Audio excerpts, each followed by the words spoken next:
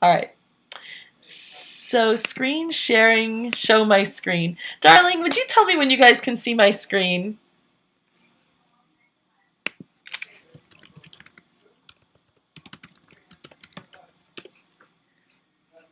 Are you there, Miss Laurel?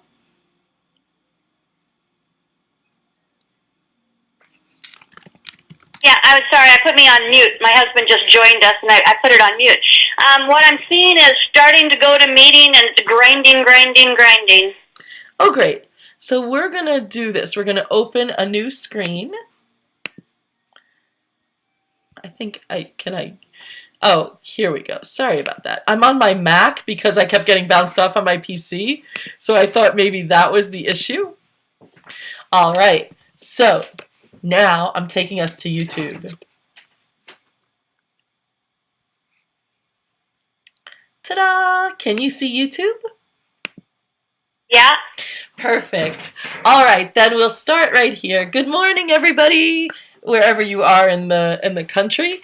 This is Mary Agnes Antonopoulos, and I am with Judith Briles, and we're going to do Take Flight Thursdays, our little course today to support the authors from Author U is on YouTube. So we're going to cover some of the real highlights around YouTube today and how to make it work for you.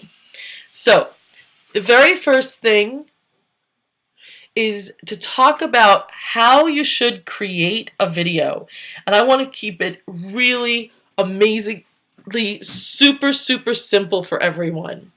So the first thing that we should all know is that our videos need to be short. Crazy, super short. Like as short as we can make them. I always teach 2-minute tip of the day because I want everybody to keep their videos under 2 minutes, but even shorter is now the fashion. So as you can see by the things that are happening, like Twitter has a service called Vine, where it's an 8-second video. 8 seconds! What can we do in 8 seconds? But if you go really fast, you actually can send a very quick, purposeful message. So I'm not going to encourage you all to go 8 seconds, but I am going to say that one of the new things happening in YouTube is that YouTube itself is rating videos by how many people watch beginning to end. And so you don't want to be boring and you don't want to be long just because people are busy. So keep it to that 2 minutes. Set a stopwatch and rehearse once or twice. I don't script myself, but I do keep a bullet point list of what I want to hit, and I'll rehearse it once or twice to make sure I can deliver the 3 bullet points in 2 minutes.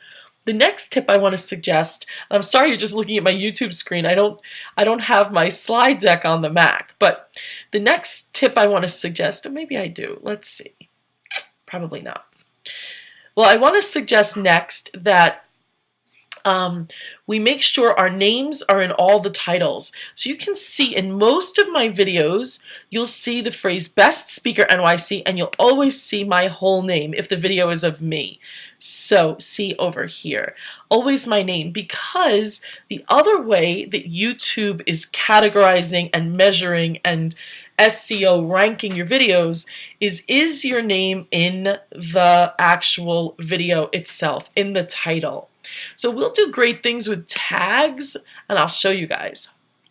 But if it's not, oh, so there I am. But if it's not in the actual title, then it doesn't count. So my name is in all the titles. So that's tip number 2.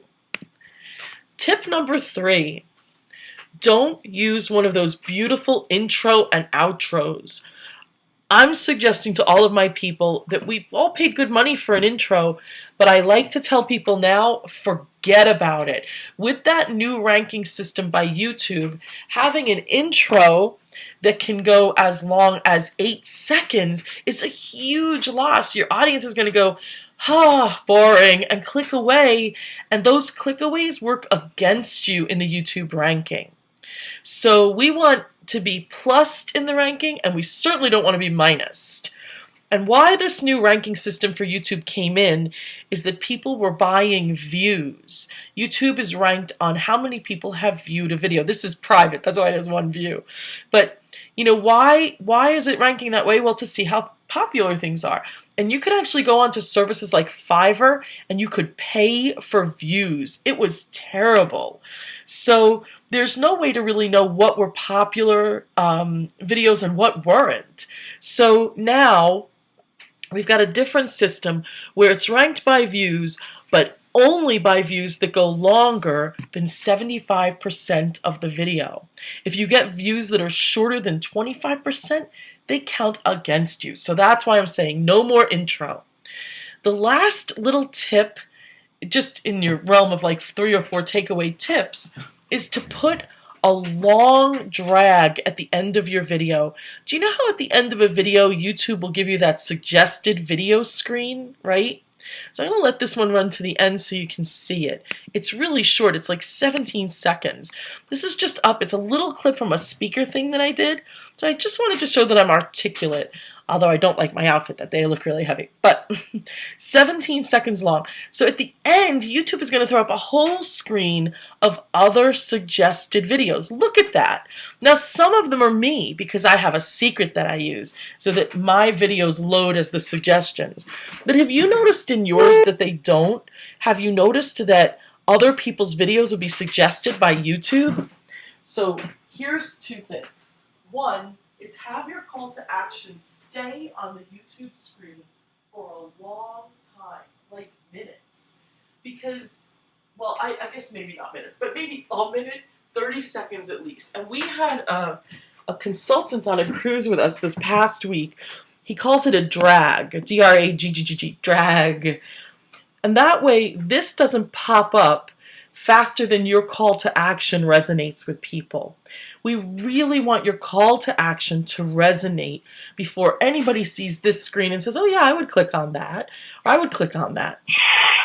So have that call to action screen stay on there for a long time.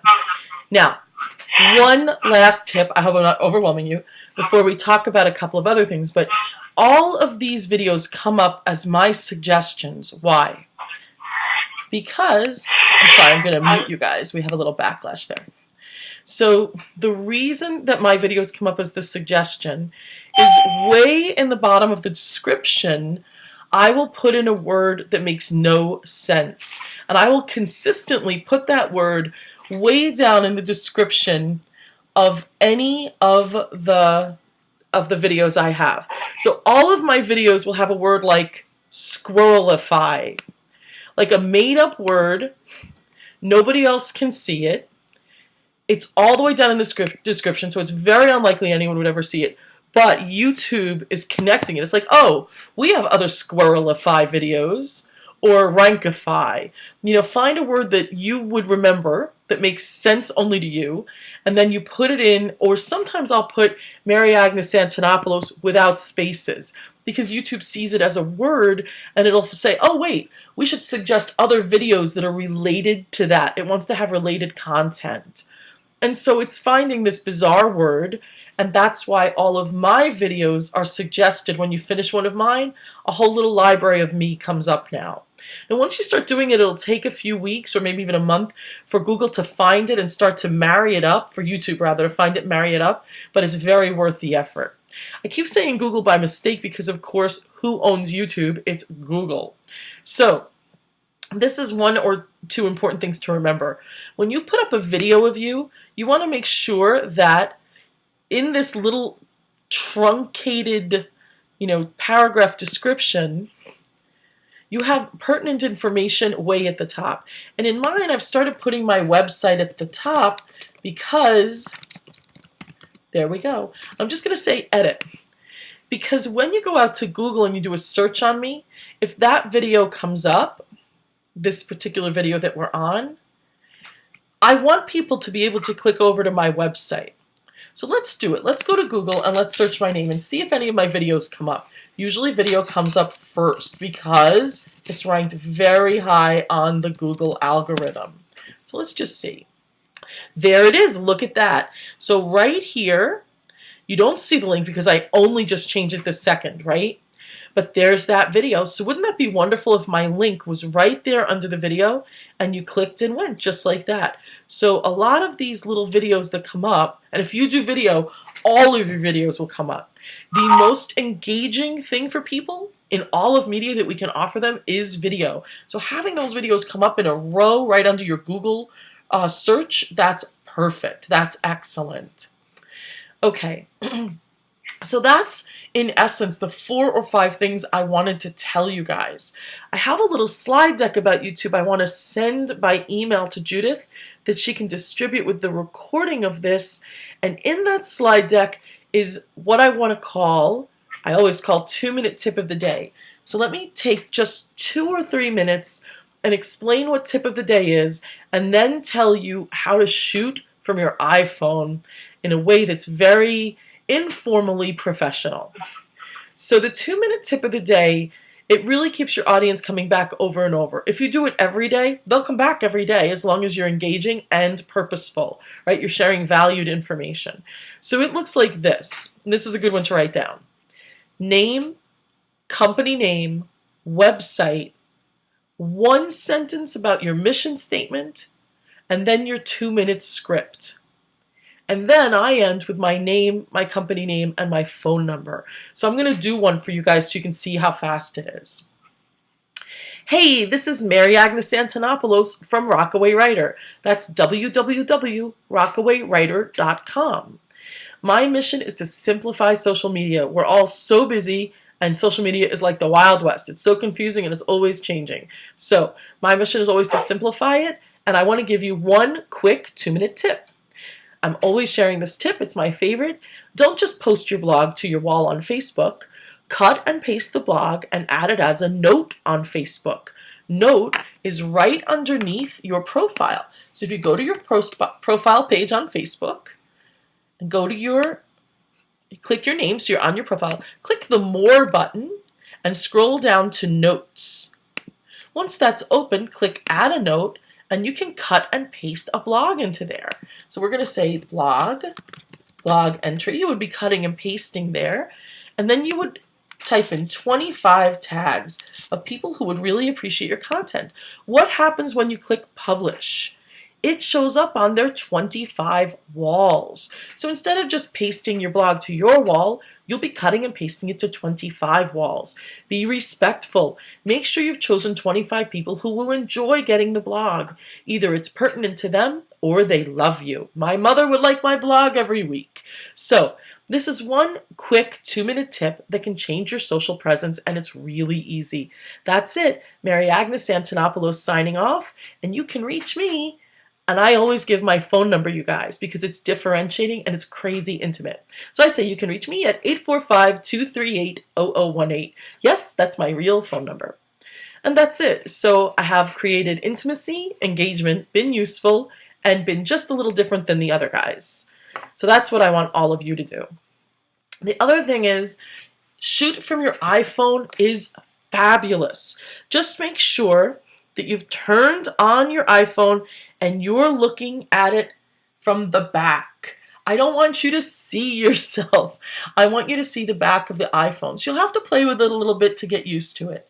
The camera belongs in the lower, if you're looking at your phone, you're looking at the back of your phone and the camera is in the lower left-hand corner.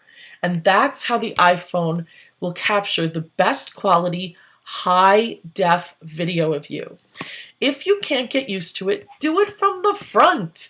Better to do it broken than not do it. But if you're an aficionado and you want to do a great job, flip the phone to the back, get a stand, and start to shoot video that way, because that is where the high-definition camera is.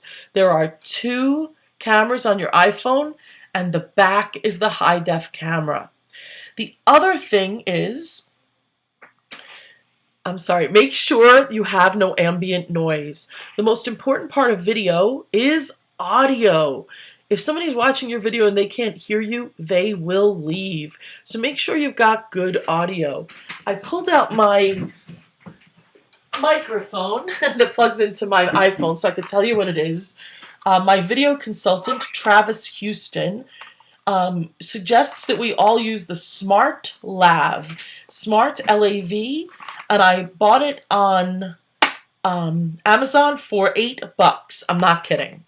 And it plugs right into your iPhone. It's got a hook to clip onto your shirt, and it's probably a 2-foot long cord, so you can snake it under your shirt and nobody will even see it. And that will change the quality of the audio as you're recording your video. The final thing to remember is lighting. You've got to have great, beautiful lighting. Do you know what I do? Sometimes I'll screen flow it on my computer to make sure the video is good, the lighting is good, and then I'll shoot with my iPhone. So I just wanted to give you guys those, handful of tips to make video really, really useful and compelling. Let's talk about just a few places that you can actually use your videos, because we think video, we think YouTube, right? And that's really important because who owns YouTube? Google. We all want to be Google ranked and noticed. But the other places to use video are obviously on your websites and blogs. I will, for clients, ask them to shoot me 2-minute videos, and then I'll get them transcribed and use them as blog entries for them.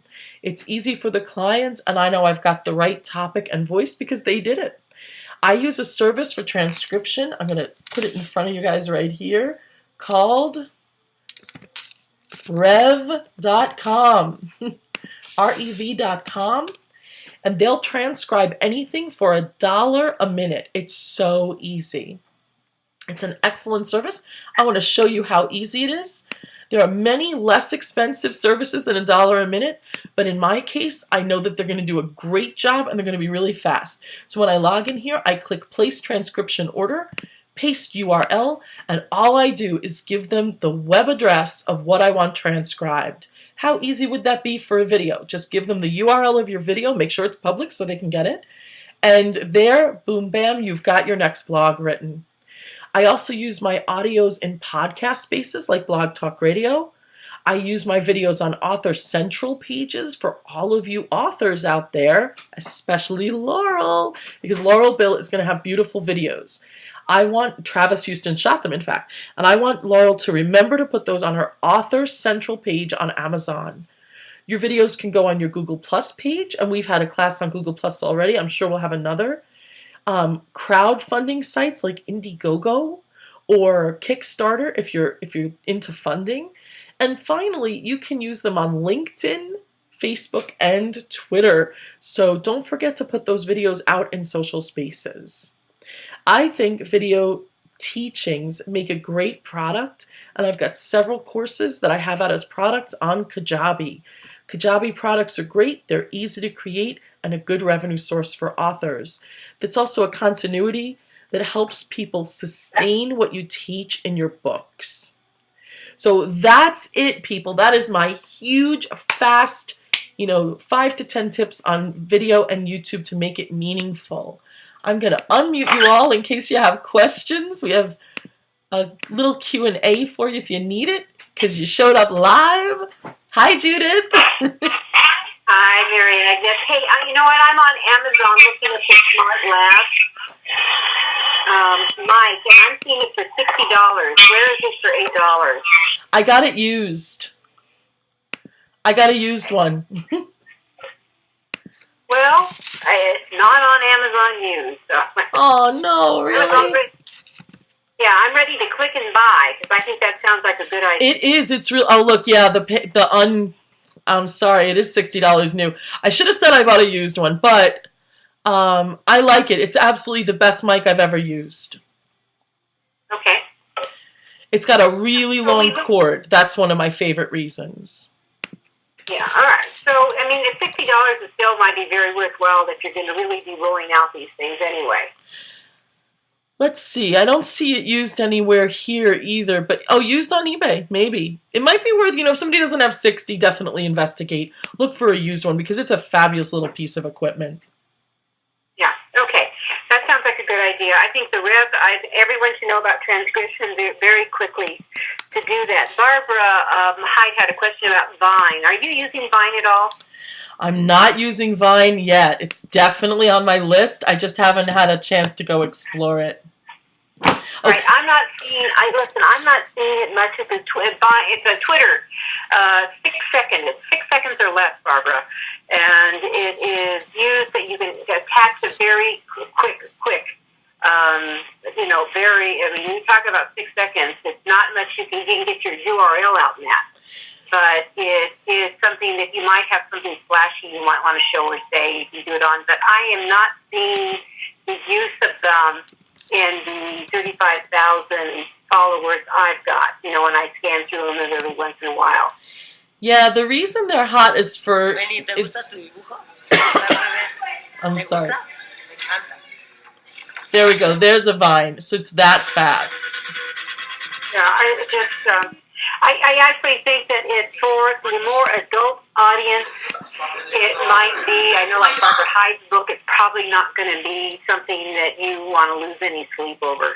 Yeah, it's not my favorite space. However, it is worth knowing that people are communicating in 8 seconds what we think we can't do in 2 minutes. So, 2 minutes can hold a lot. The only reason I mention is for that reason, that the world is getting faster and faster, and, we need to also, at least down to 2 minutes. Right. And I think that I know we have Laura and Barbara on this live call, and I know people will be listening to it. It's really critical to get this, where Mary Agnes was talking about the 2 minute message, the 2 minute tip or less, is how imperative it is to identify yourself in the beginning and wrap it up with something personalized at the end and make it a sandwich. Think of it as an author's bite, an author's sandwich. And you get those out, and so people can grab it and run with it, and they will start looking forward to it, especially because that it's not going to take a huge chunk out of any of their time. And when they see it come across, they can say, I'm going to take 2 minutes and listen to this, versus if it's 10 minutes or 15 minutes, they're going to think about it, and they may never get back to it again. Absolutely. I did find the slide on the 2 minute tip of the day, so I just put it on the screen for everybody for the video. So I think that'll really support you guys. And if you're afraid to put your phone number out, I'm going to put it right here on the slide, that what I want you to do is just get a phone number from one of either Google, what is it called? You know the one I mean, Google Voice. Or I generally like, what is it called? Ring Central, ringcentral.com. It's $17, which in today's world is a lot of money, for electronics and viral, but $17 for me, I can organize where my calls go if they call my Ring Central number, and that's very valuable. So explore it a little. It's ringcentral.com, and that's one of my favorite spaces also.